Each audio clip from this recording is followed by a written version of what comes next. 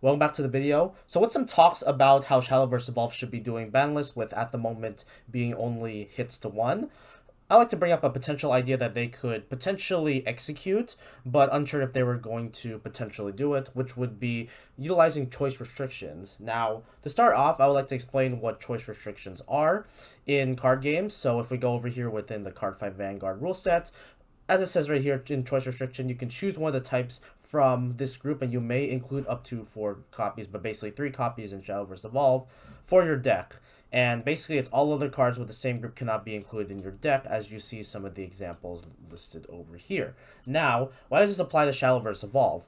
Well, Shadowverse Evolve does have some pretty interesting syncs that have been potentially considered to possibly be dangerous overall for the game. Now, I would like to give a quick disclaimer before I continue on, is that I'm not saying that they should implement a choice restriction list, or they will be doing this, but just looking at some possible cases where it could be warranted for them to possibly do choice restriction utilization within Shadowverse Evolve. The first example I would like to bring up is consistency engines, and notably from specific classes. I would like to give a first example over here, which is based from Swordcraft, which is pretty much like the epitome of consistency over here. So to start off, I would like to give an example card right here with Mage Leader. So when you evolve Mage Leader, you can search your deck for a follower with Evolve, reveal it, and add it to your hand. Now, on the surface level and by itself, it might not seem thoroughly much until you realize that in the second booster, they have a quite an interesting sync with Aventblader, which its own on Evolve is search up for 2 officer followers, reveal them, and add them to your hand. This includes stuff like Quickblader and, of course, a very good Storm piece within Novice Trooper. These are potential examples of why they could try to limit consistency engines and not have it super overbearing, and probably potentially have a balanced field overall, unless specific classes are very thoroughly segmented on having consistency, which Swordcraft mainly is. I think that it's going to be a big of a caution note for a lot of the different classes that will be getting a great amount of consistency engines, and as the game overall progresses, we don't want to see someone gets too much capitalization based on having consistency that a lot of the other classes do not have. Another example that I'd like to bring up where they could potentially consider a choice restriction list would be Collab Sets. Now, it's pretty interesting, the ruling for Collab Sets, mainly because you either build based on the current classes in Shadowverse Evolve, or just build within the sets that you overall see. A great example of this is mainly stuff like this deck over here, and I mainly mention this just because it really doesn't have a great execution on how to do the collab sets. As we saw, Uma Musume has just went rampant wild. But transitioning into the Idolmaster set, this is a cute deck for people that don't know on this. However, you can see a notable stuff that has a lot of mixing of good stuff's card, like Yui over here, which is a passion card, by the way. And speaking of passion, we also have the center of the street Mika, which is also a passion. So it's not really helping that the collab sets that Shadowverse Evolve are utilizing are having a lot of thorough good stuff cards that can be hybrided within the deck and still showcase value.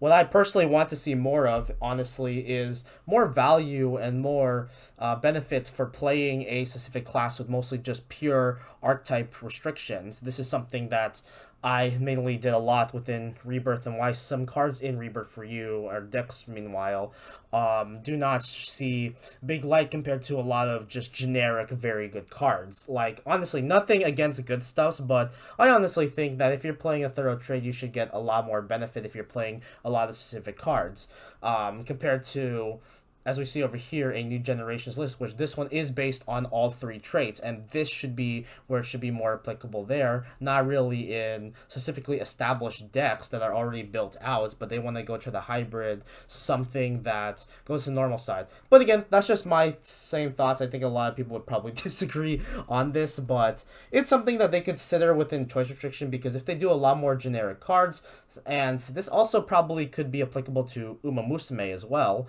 they should not consider to have really good syncs within each other. A good example would be, not showing it here at the moment, but it would be Daiwa Scarlet and Agnes Tachion, which is like the two best cards within the Uma deck coming out. So that's potential two syncs that are just really, really good within each other. The last thing I'd like to go mention was honestly about the overscaling within this game, and mainly that they do not have to hit cards directly.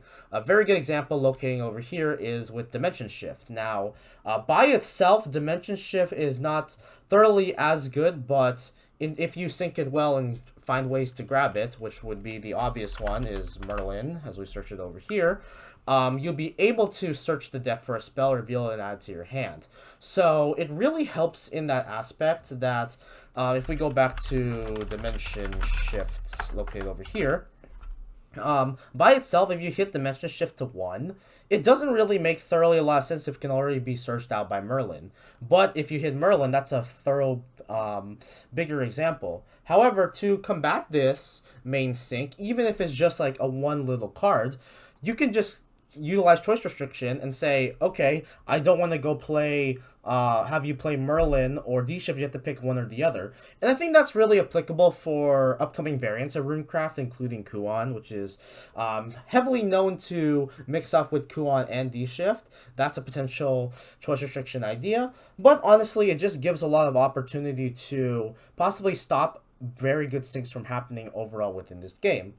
So as a main conclusion for this video, I honestly think that it probably will not happen that there will be choice restriction, but I feel like that the Shadowverse Evolved ban list should go exclude further outwards. I would like to see potentially something like what Yu-Gi-Oh! Does within main hits of 0, 1, 2, or 3, even though mostly having a 2 versus 3 doesn't really necessarily have a big consistency difference, but overall that could be potential options that Bushiroad and side games could explore, or they could just go stick the pattern within just only having Hall of Fame hits, aka hits to 1, which they currently do in the JP and English side. I honestly feel like that choice restrictions could be warranted because more cards just have very good syncs within each other depending on the booster sets that they are released in. So it's a potential idea on the table, but unsure if side games and Bushiroad will execute it. Other than that, that's been another interesting video about talking about what would they consider for a choice restriction and why they would possibly do or not do it.